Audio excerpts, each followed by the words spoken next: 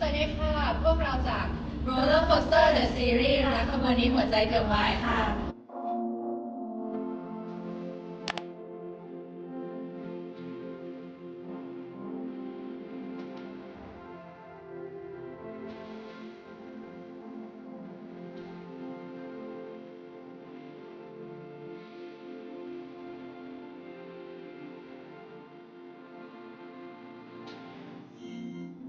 คำที่มีแค่เธออยู่เท่านั้นต้องปล่อย